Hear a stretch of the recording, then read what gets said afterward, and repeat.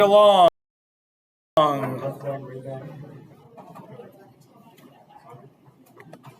Okay, so we left off with the Stamp Act. You good? Awesome. So we left off with the Stamp Act. They repealed the Stamp Act, meaning they got rid of it. Remember, the Stamp Act is a quick one. It lasts for about 4 months. But remember, there is a one that kind of slips away from us that we forget about after the Stamp Act called the Declaratory Act, that basically says the Crown and Parliament can pass whatever taxes they want and bind up the colonies however they like because they're in charge. And obviously, this is going to open up the door for the next series of taxes known as the Townshend Act. Named for Charles Champagne Charlie Townshend. As I said before, he was a bit of a booze hound. He persuaded Parliament to pass these acts that would bear his name. A little bit about him.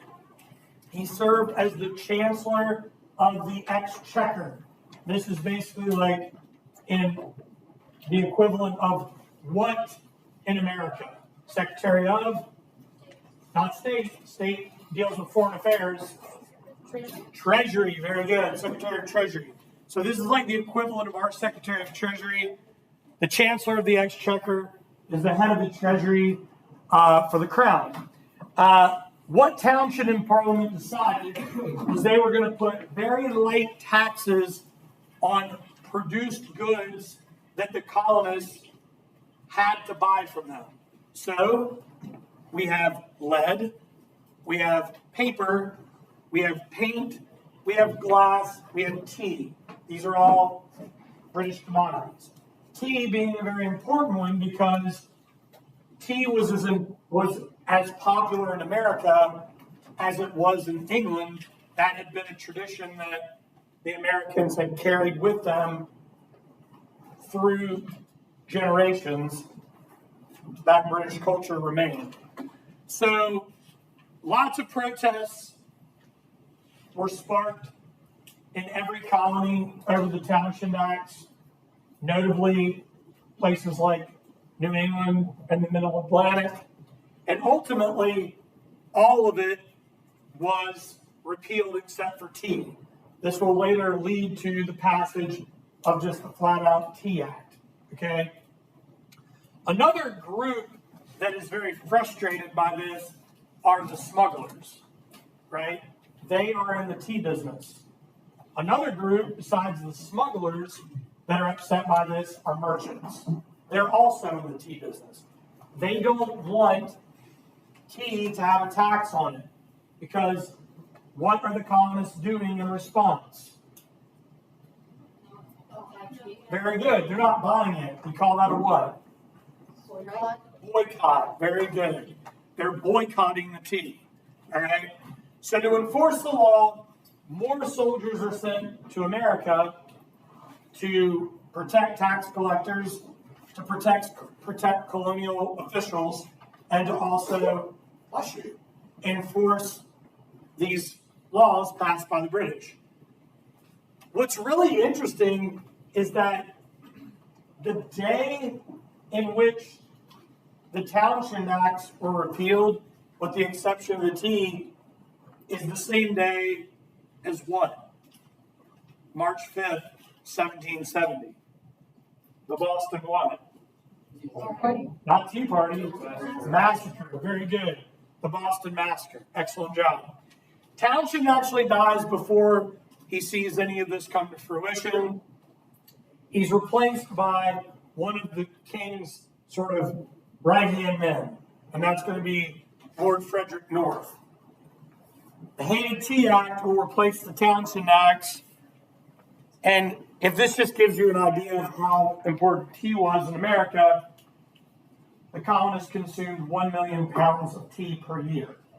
So that's a lot of tea. So here we have Charles Townshend on the left, the Chancellor of the Exchequer in charge of the Townshend Acts, and then on the right, that's Lord Frederick North, who replaced Townshend as Chancellor of the Exchequer after his death. So, the Boston Massacre. To say the Boston Massacre was related to one specific event or one specific tax or one specific offense is just not plausible, because there are so many reasons why this powder keg explodes. All right, people were upset about the Quartering Act, which had been passed in 1765. People had been upset about the Stamp Act, even though it had been repealed. People were upset with the Townshend Acts. They were also upset by the British troop presence in Boston. They were upset that British soldiers were taking jobs and eating food and dating women. There's a lot of other issues that lead us to the Boston Massacre, all right? So I don't want you to think it's like a clear-cut, oh, well, this event led to that event. This is just a culmination of many different grievances that ultimately lead to this protest that turns violent. So how does this start? Well, ironically, it happens the exact day that the Townshend Acts are repealed. But they don't know that. How long do you think it'll take them to get that news? Weeks. It might take 4 to 6, maybe 8 weeks to even hear about this, because the news has to cross the Atlantic, right? So it starts with a group of kids. They're heckling these soldiers outside of the Customs House, not far from Boston Common and the harbor. The heckling turns into kids throwing snowballs, pieces of ice, clamshells, rocks, and then a group of drunken rope makers mosey on out of the local taverns, and they start to join in the ruckus. What rope makers in Boston carried were rope bats. Have you guys ever been to a baseball game and they've got those like little like souvenir bats that you can buy? It's like a little bit bigger than that. Well, now these drunken rope makers and citizens in the street, that total number starts to get up to about 60. Not only are they throwing snowballs and ice and clamshells, now they're swinging their rope bats and throwing their rope bats. People in the crowd are yelling, "Fire, Danny, fire!"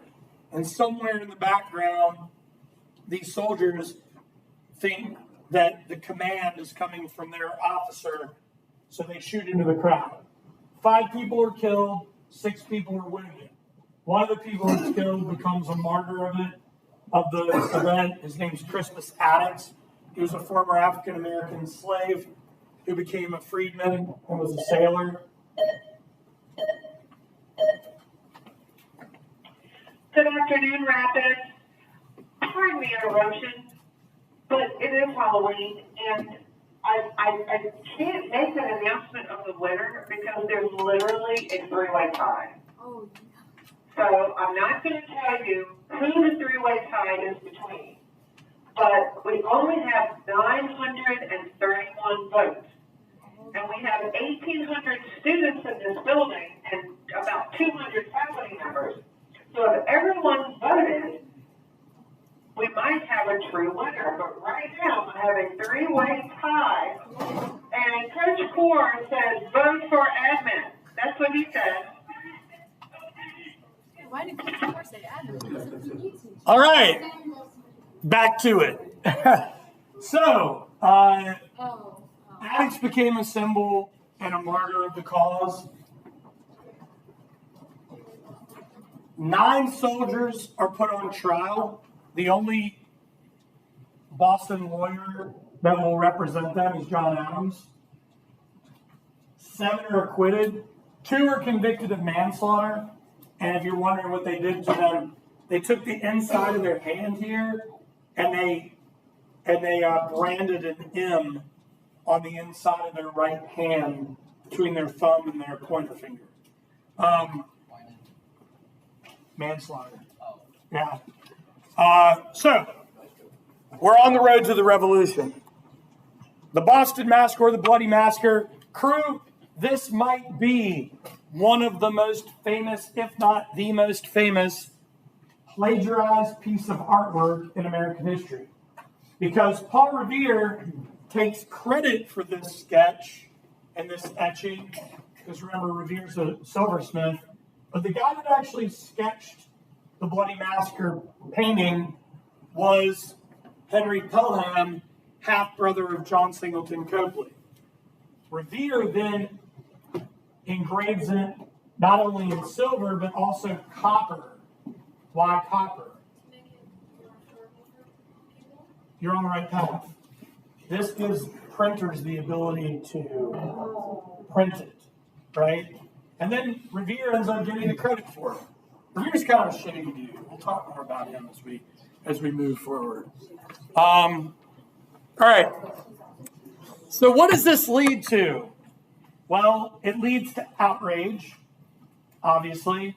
It also leads to continued protest that expands beyond Boston. Well, what about King George III? He's a young king.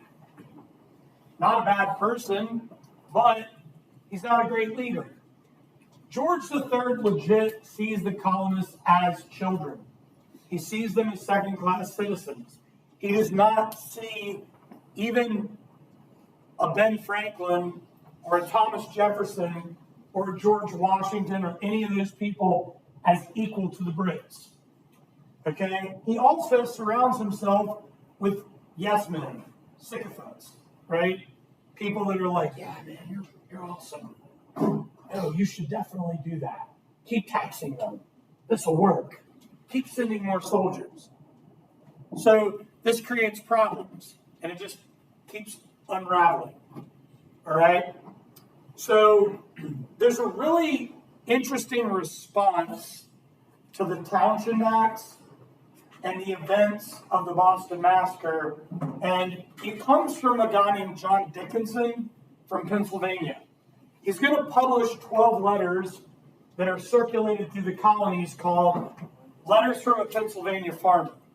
Now, this seems like it shouldn't matter, but it does, because what these letters are trying to do is to get the common people behind the cause. Does that make sense? He's trying to basically say, this isn't just about the aristocracy. It's not just about the merchants. It's about the everyday person in colonial America. It's about the rights of the everyday farmer, which obviously made up most of the colonial population.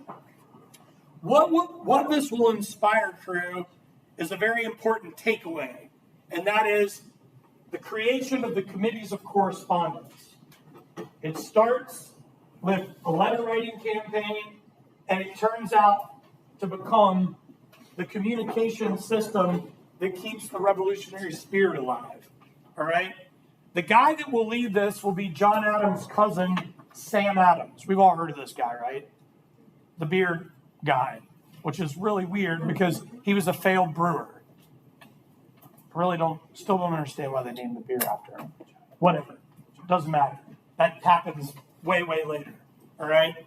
So the Committee of Correspondence is going to utilize Ben Franklin's postal system to move correspondence from colony to colony to let people in Boston know what's going on in Williamsburg, and to let people in Williamsburg know what's going on in Charleston or Boston. You see where I'm going with this? This isn't like a perfect system. Like, for example, how long do you think it would have taken you to get a letter from Boston to New York? A month. About a week. Yeah, maybe 2. Just kind of depends. You're not wrong. Some correspondence took a month. Some correspondence never showed up. Some correspondence was actually read before the wrap where it was supposed to go. There's a lot of eavesdropping going on, right? So what this will ultimately do is get more people to protest. Like in Rhode Island, the Rhode Islanders burnt the customs ship Gaspee in 1772. Did you guys know that? I mean, probably not, right? I mean, it's kind of crazy how much the Boston Tea Party eclipses everything, right? Adams sends a series of letters of appeal to the Massachusetts Royal Governor, Thomas Hutchinson, in July of 1773, related to the Tea Act. This is when things begin to spiral, because Hutchinson is going to take those appeals and let the Crown know what's going on among members of the Sons of Liberty and members of the Committees of Correspondence. Basically, Hutchinson's kind of ratted out the revolutionary generation. And people like Sam Adams and John Hancock and Paul Revere become wanted men. And this is going to create some pretty big problems, especially for Hutchinson. And I'm going to talk about that here momentarily. Interesting situation here. We have Sam Adams. This is like the typical outfit he wore, sort of like worn out red suit, tattered, worn out gray wig. Anybody have anybody in their family that's just like always stirring the pot? They always got to create controversy. Okay, but it's just not me. All right, right on. I got one. This is what my sister would call the wooden spoon. The wooden spoon of the family is always stirring the pot. He is the wooden spoon of the pre-revolutionary era. This guy is what we would call a professional malcontent. He didn't do well in business, and he certainly didn't do well in brewing, even though there's a beer named for him now.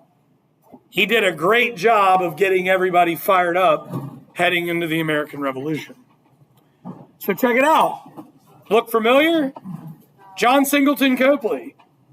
Same guy that did the Paul Revere portrait. All right. Tea and trouble brewing in Boston.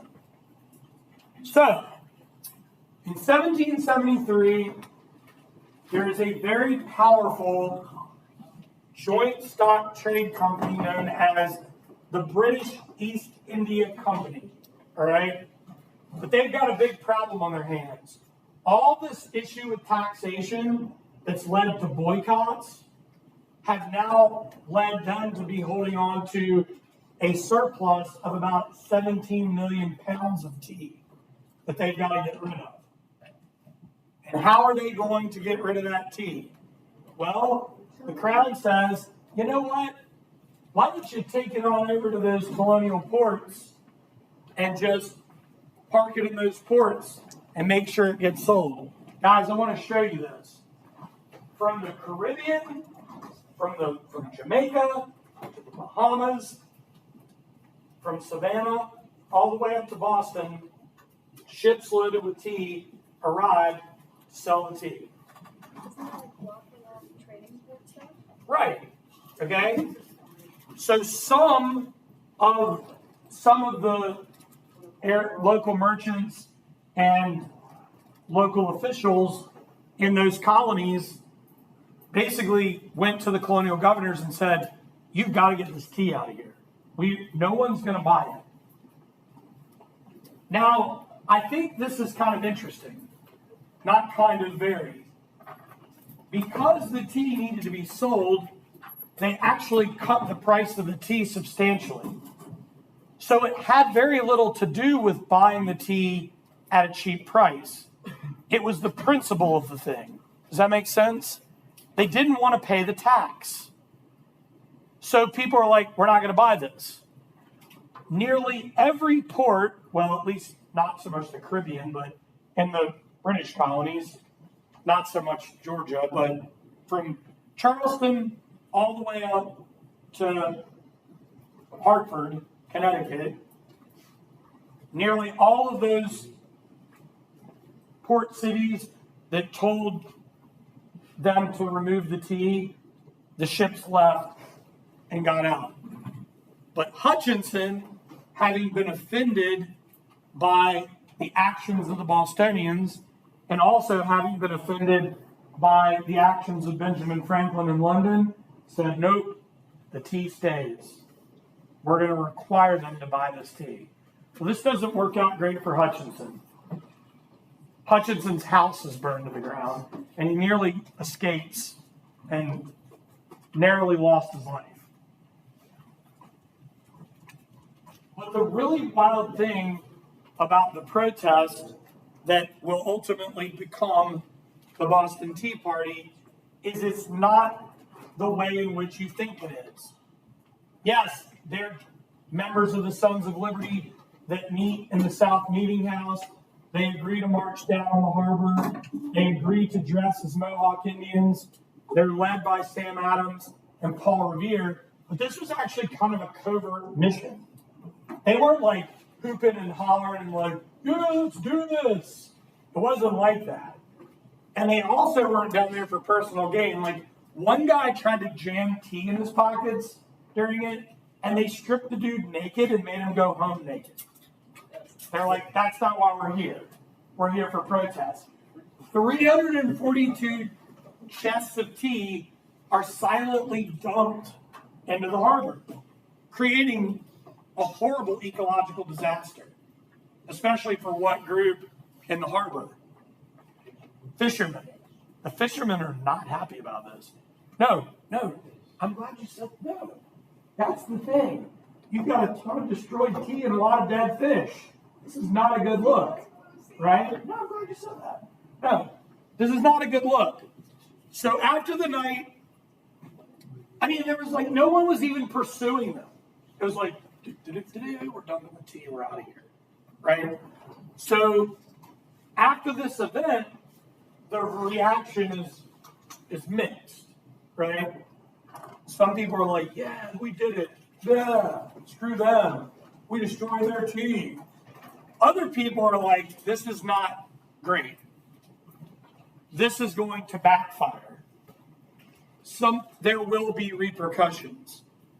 Obviously, the fishing industry is like, come on. You've messed up our industry here. But then there's outrage. Now, it takes some time for the crowd to figure this out, but it's ultimately going to lead to what are called the intolerable acts, which we'll get to in the next part of our lesson, or the coercive acts. Really interesting member of parliament here is Edmund Burke. Has anyone ever heard of Edmund Burke before? Enlightenment era philosopher. He was good friends with Benjamin Franklin. Nice. That's awesome. When you guys, like when you learned about like Rousseau and like Montesquieu and that, all that. Okay. So Burke is one of the earliest members of parliament when like the Sugar and the Stamp Act are passed. He's like, what are we doing? This is not a great idea. Why tax the colonists when they can't afford to pay us? Furthermore, why mess with what? The commerce. Very good. Why mess with the commerce? Is that what you said? No. I thought you said commerce. Yeah, we'll say I said that. Well, I'm saying you said it. Why mess with the commerce? Why disrupt a system in which the colonies depend on our finished products and we depend on their natural resources? Why disrupt the mercantile system? Does that make sense? Yeah. Burke's like, we make our money off of commerce. We do not make our money off taxes. Burke is looking down the chessboard. He sees the big picture. And a lot of people saw the big picture, but not George III, not George Grenville, and not Lord North. Okay? So I really love Burke's response. To tax and to please no more than to love and be wise is not given to men. Burke will not only be one of the first outspoken members of parliament against taxation of the colonies, he will also be one of the first members of parliament to encourage American independence, which that didn't go over well. All right? Colonists will have another Tea Party in Annapolis, one that we don't really know about, or at least we don't hear about, and that's going to be the burning of the cargo ship Peggy Stewart in Annapolis in October of 1774. So again, today probably was the first day you'd ever heard of the Gatsby and the Peggy Stewart, right? Yeah. But the reason why is those events are eclipsed by the Boston Tea Party. Beautiful. And that's all I've got today. Man. Woo! It worked out. Even with an interruption about a costume contest. All right. Speaking of costume contests, here are the Sons of Liberty dressed up as Mohawk Indians. All righty. So that is that for today. Comments, questions, concerns? Is everybody good? All right.